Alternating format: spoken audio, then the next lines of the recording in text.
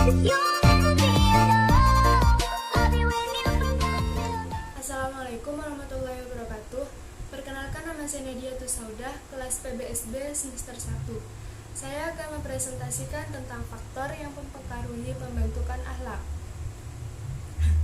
Dalam pengertian sehari-hari, akhlak umumnya disamakan artinya dengan budi pekerti, kesusilaan, sopan santun dalam bahasa Indonesia, dan tidak berbeda pula dengan arti kata moral. Secara kebahasaan, akhlak bisa baik dan juga bisa buruk, tergantung tata nilai yang dijadikan landasan atau tolak ukurnya. Di Indonesia, kata akhlak selalu berkonotasi positif. Orang yang baik sering disebut orang yang berakhlak, sementara orang yang tidak berperilaku baik disebut orang yang tidak berakhlak. Adapun secara istilah, akhlak adalah sistem nilai yang mengatur pola sikap dan tindakan manusia di muka bumi. Sistem nilai yang dimaksud adalah ajaran Islam, dengan Al-Quran dan Sunnah Rasul sebagai sumber nilainya secara ijtihad sebagai metode berpikir Islami. Sumber akhlak. Yang dimaksud dengan sumber akhlak adalah yang menjadi ukur baik buruk atau mulia dan tercela. Sebagaimana keseluruhan ajaran Islam, sumber akhlak adalah Al-Quran dan Al-Hadis, bukan akal pikiran atau pandangan masyarakat. Dalam konsep akhlak, segala sesuatu dinilai baik, buruk, terpuji, tercela semata-mata karena syarak menilainya demikian. Peran hati nurani, akal dan pandangan masyarakat dalam menentukan baik dan buruk karena manusia diciptakan oleh Allah Subhanahu wa taala memiliki fitrah bertauhid, mengakui keesaannya sebagaimana dalam firman Allah.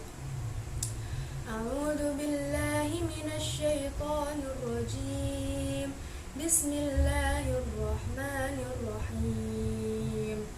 Faqim wajhaka lid-din hanifa fitratallahi allati fataran nasa 'alaiha la tabdila li khalqillah dzalika ad-dinul qayyim walakinna aktsaran nasi la ya'lamun.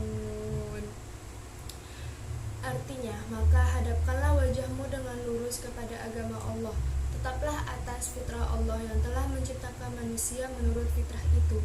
Tidak ada perubahan pada fitrah Allah. Itulah agama yang lurus, tetapi kebanyakan manusia tidak mengetahui. Quran Surah Ar-Rum ayat 30. Ruang lingkup akhlak. Akhlak dalam agama tidak dapat disamakan dengan etika. Etika dibatasi oleh sopan santun pada lingkup sosial tertentu. Etika juga hanya menyangkut perilaku hubungan lahiriah. Misalnya, etika berbicara antara orang pesisir, orang pegunungan, dan orang keraton akan berbeda, dan sebagainya. Ruang lingkup akhlak adalah akhlak terhadap Allah, akhlak terhadap sesama manusia, dan akhlak terhadap lingkungan. Akhlak terhadap Allah, perilaku yang dikerjakan adalah bersyukur kepada Allah, meyakini kesempurnaan Allah, dan taat terhadap perintahnya. Akhlak terhadap sesama manusia, banyak sekali rincian tentang perlakuan terhadap sesama manusia.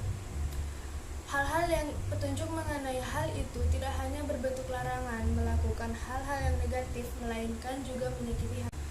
Akhlak terhadap lingkungan, yang dimaksud lingkungan di sini adalah segala sesuatu yang berada di sekitar manusia, baik binatang, tumbuh-tumbuhan maupun benda tak bernyawa. Pengertian pembentukan akhlak. Pembentukan akhlak diartikan sebagai usaha sungguh-sungguh dalam rangka membentuk anak dengan menggunakan sarana pendidikan dan pembinaan yang terprogram dengan baik dan dilaksanakan dengan sungguh-sungguh dan konsisten.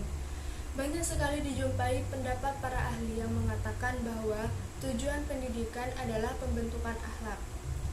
Menurut sebagian ahli, akhlak tidak perlu dibentuk karena akhlak adalah insting yang dibawa manusia sejak lahir. Tujuan pembentukan akhlak.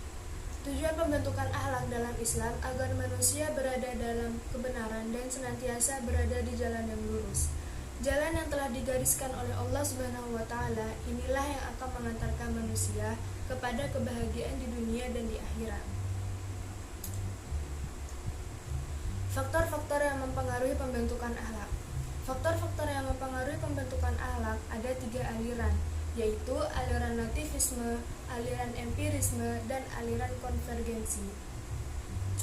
Menurut aliran nativisme, faktor yang paling berpengaruh terhadap pembentukan diri seseorang adalah pembawaan dari dalam yang bentuknya dapat berupa kecenderungan, bakat akal, dan lain-lain.